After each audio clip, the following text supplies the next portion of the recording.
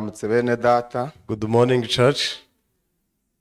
Mwaka mushya muhire. Happy New Year. Nanjye ngire ubuntu bwo guhagarara imbere y'abera. It is the grace I received to stand before the congregation of saints.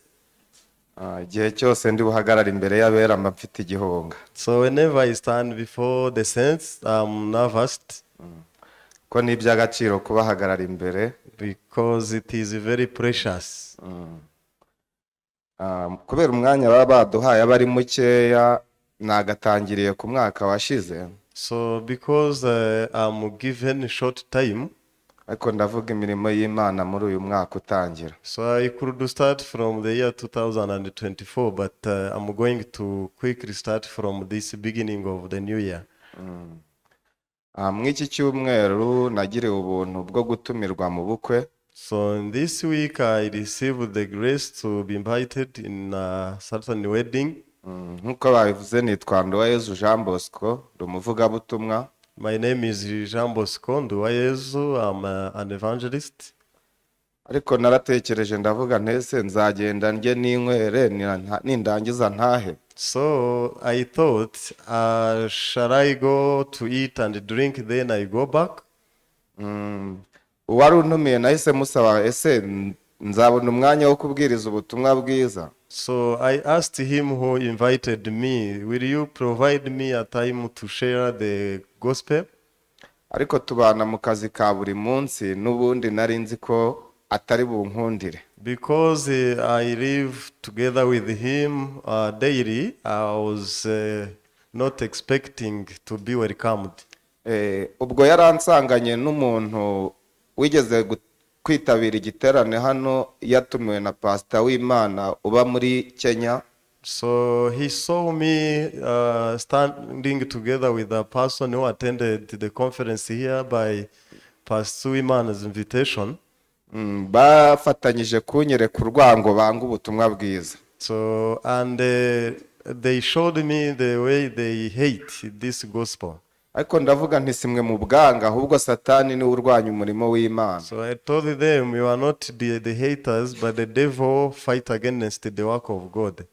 Ubwo yarantumiye ati kwa gatandatu uzaze rero isaha ntiyayimbwira. So he told me you come on Saturday, but he didn't tell me the time. Ariko numva ko kwa gatandatu ngomba gutaha ubwo bukwe bwe. So and then I determined to attend his wedding. Natangiye kugira umutima uhagaze. So I had the troubled heart. Reka dusome muri Matayo igice cya 2 umurongo wa 3. We can read in Matthew chapter 2 verse 3.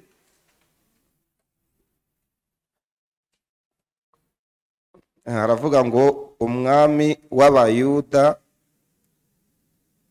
umurongo wa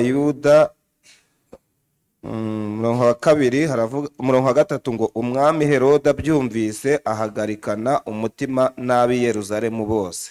When the Herod the king had heard these things, he was troubled, and all Jerusalem with him.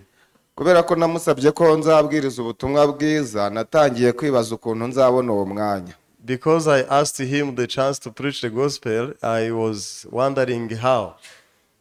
Bigeze kwa gatanu narongeye ndamusatira ariko arambwira ati gahunda irakomeje ariko sitwavugana iby'umwanya wo kubwiriza ubutumwa bwiza. So on Friday I approached him again and he told me the time has come, but we didn't discuss the real time of preaching. Kubera ko mu itorero twigishijwe gukoresha igihe gikwiriye n'ikidakwiriye. And because in the church we are taught to use either proper time or not. Bigeze kwa gatandatu noneho ndi bujye mw'ubwo bukwe natangiye gutekereza ntese wareba umupasiteri cyangwa undi muvugabutumwa tukajyana. So when it was about Saturday, I had this mind, what if I ask one person, another evangelist to go together?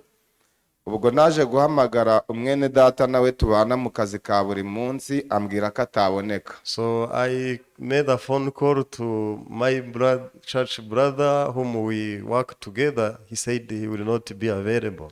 Ndavuga ngo ntago nahamagara ku itorero ibyo bintu ntibihwitse mu bukwe bw'abandi. So I said I will not contact the church because it is reasonable in the wedding of some people. Ubwo ndi kujyayo ariko naje gutekereza ko ari hafi y'umuvugabutumwa Gakwisi. So but when I was going there, I got this thought that the place is nearby Evangelist Gakwisi. Naje kumuhamagara ntiyahita ko anyemerera ariko arambwira tuko amasaha ari bugenda agenda turagenda tureba. So I contacted him. He didn't respond that he's available, but he told me we shall see. Ariko ngewe nakomeje njyayo, noneho ngezeyo ntangira gushaka ukuntu ndi bubwiriza ariko nkabona nta mwanya ndi kubona. So arriving there, I was trying to find a place to preach, but it was a challenge. Hari abantu benshi. Gakwisi yaje kumpamagara ndamubwira ntahubwo banguka niwe nabuze. So there were so many people, and finally Gakwisi called me. I said, quickly come.